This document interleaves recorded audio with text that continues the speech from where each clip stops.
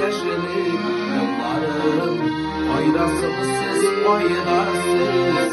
Ezilersem de toba olmayayım, dersem de faydasız.